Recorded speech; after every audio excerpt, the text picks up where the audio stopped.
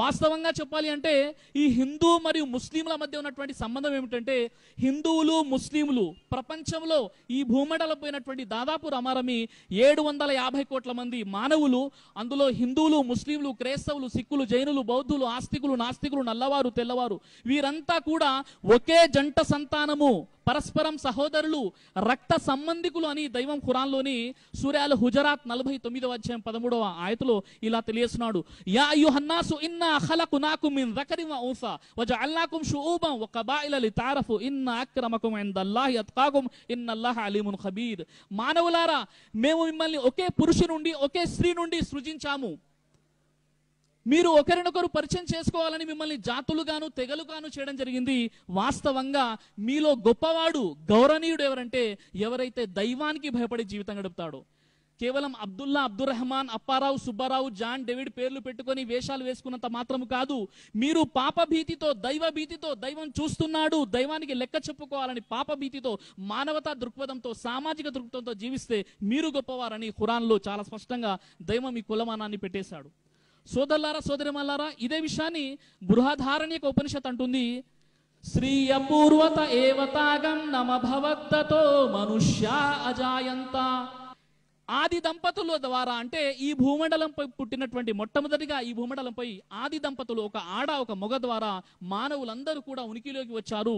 పరస్పరం సహోదరులు అనే సందేశం మనకు హైందవ మత గ్రంథాలలో కూడా కనబడుతుంది.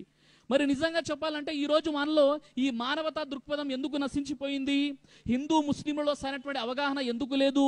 హిందువులు వేరు, ముస్లింలు వేరు అనేటటువంటి ఆలోచన ఎందుకు కనబడుతుందంటే, ఈరోజు మన సమాజాన్ని మనం చూసినప్పుడు ప్రాపంచిక సుఖాలనే పరమార్థంగా ఆలోచించే నేటి ఆధునిక మనిషి ఉదయం నిద్రలేవగానే నాకేదో కావాలి, నేనేదో అయిపోవాలి అనే ఆలోచనతో మానవత్వాన్ని మరిచి మనిషిని మనిషే హింసించే క్రూర మృగంగా మారుతున్నాడు. ఈరోజు మనం చూస్తూ ఉన్న మనిషి యొక్క పరిస్థితి ఎలా ఉందంటే, కలల పేర జారిపోయే మన మహిళల వలువలు, ఫ్యాషన్ల పేరుతో దిగజారే విలువలు, ఆధునికత ముసుగులోన విశృంఖల చేష్టలు, కామాంధుల కోరల్లో బలియ్యే యువతులు, తాగుడు జూదాలు రాజ్యమేలుతున్నాయి, మాదక ద్రవ్యాలే మనిషినేలుతున్నాయి, అక్రమాలు అవినీతి మన సమాజ దుస్థితి, స్వార్థము బంధు ప్రీతి రాజ్యమేలుతున్నాయి. సోదరులారా, మరి ఈ రోజు మన సమాజ పరిస్థితిని మనం చూసినట్లయితే, ఈ రోజు ఆధ్యాత్మికతలో కూడా కొత్త ఆధ్యాత్మికత ఏంటంటే, గోపురాల చుట్టూ ప్రదక్షిణలు చేస్తున్నారు, చెవులలో హ్యాండ్ ఫోన్ పెట్టేసుకుని పాటలు వింటున్నారు. ఇలాంటి ఆధ్యాత్మికత ఈరోజు మన సమాజంలో చూస్తున్నాం. ఈరోజు మన ఆధ్యాత్మికత ఎలా ఉందంటే, నలుగురితో పాటు నారాయణ, గుప్పులో గోవింద అని ఈరోజు మనం జీవితం గడుపుతున్నాం. కానీ ఏనాడైనా మన ఆధ్యాత్మికత గురించి మనం ఆలోచించామా సోదరులారా, సోదరిమల్లారా? ఈరోజు మన దేవాలయాలు విస్తరించబడుతున్నాయి, కొత్తవి కూడా వెలుస్తున్నాయి. ఎటు చూసినా పూజా వ్రతాల కోలాహలం, అన్ని వైపుల ఆధ్యాత్మిక సంరంభం, సర్వత్రా ధార్మిక ప్రభంజనం. ఇన్ని జరుగుతున్న వ్యక్తుల మనస్సులలో నీతి లేదు, వ్యక్తిత్వాలతో శాంతి లేదు, పరస్పర వ్యవహారాలలో త్యాగనిరతి లాంటి విలువలు ఎందుకు అంకురించడం లేదంటే, నిజంగా సరైనటువంటి ఆధ్యాత్మికతను మనం అర్థం చేసుకోలేదు సోదరులారా, సోదరిమల్లారా. మనం ప్రతిరోజు కూడా మస్జిద్ నుండి అజాన్ వింటున్నాం, గోపురాల నుండి సుప్రభాతం వింటున్నాం. ఇక్కడ ముస్లింలు కూడా సుప్రభాతాన్ని వింటున్నారు, హిందువులు కూడా అజాన్ వింటున్నారు. ఒక్కసారి ఈ అర్థంని మనం తెలుసుకున్నట్లయితే, ఈ సుప్రభాతం యొక్క అర్థం ఏంటి, రోజు వినేటటువంటి అజాన్ యొక్క అర్థం ఏంటి, ఈ రెండు విషయాల యొక్క అంతరార్థము, దీని యొక్క మీనింగ్, దీని అర్థం తెలుసుకుంటే ఈరోజు ఆధ్యాత్మికతలో మనం ఎంత వెనుకబాటులో ఉన్నామో మనకు తెలుస్తుంది. మనము మస్జిద్ నుండి అజాన్ వింటున్నాం, గోపురాల నుండి సుప్రభాతం వింటున్నాం. ప్రతిరోజు 5 సార్లు అజాన్ వినబడుతుంది. అదేమిటి, అల్లాహు అక్బర్, అల్లాహు అక్బర్ అనే పదం వింటున్నాం. ఈ పదం విని చాలా మంది ముస్లిమేతలు ఏమనుకుంటున్నారంటే, ముస్లింలు అక్బర్ చక్రవర్తిని పిలుస్తున్నారు ఎందుకు అని చాలా మంది అనుకుంటున్నారు. ముస్లింలు అక్బర్ చక్రవర్తిని పిలవడం లేదు. అల్లా అంటే సృష్టికర్త, అక్బర్ అంటే అందరికంటే గొప్పవాడు. అల్లాహు అక్బర్ అంటే అల్లా సృష్టికర్త, అందరికంటే గొప్పవాడు అని దీని అర్థం అనమాట.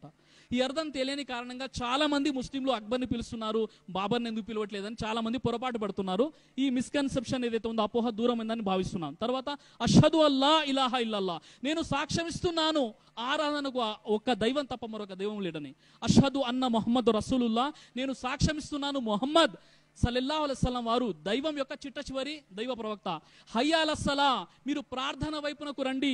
ఓ ముస్లింలారా, ఎవరైతే ఈ యొక్క పదాన్ని వింటున్నారో మీరు ప్రార్థన చేయడానికి రండి. హయ్యా అల్ ఫలా, మీరు సాఫల్యం వైపునకు రండి.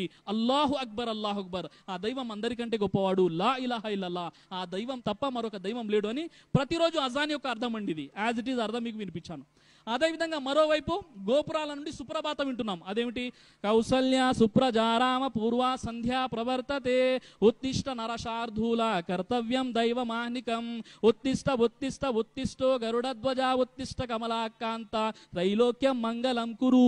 విన్నారు కదండి, చాలా మంది మనం విన్నాం. దీని అర్థం ఏంటి?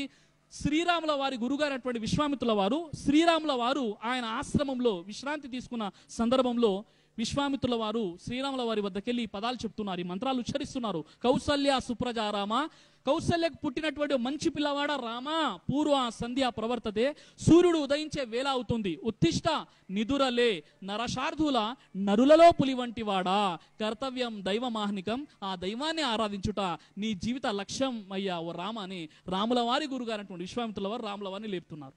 ఈ విధంగా మరి ఈ అర్థం ఎంతమందికి తెలుసు అంటే కేవలం నరుడితో పాటు నారాయణ గుంపులో గోవింద అని వినడమే తప్ప ఎప్పుడైనా ఆ అర్థాన్ని మనం ఆలకించామా, ఎప్పుడైనా దాన్ని అర్థం చేసుకునే ప్రయత్నం చేశామంటే సోదరులారా సోదరులు ఎప్పుడు చేయలేదు.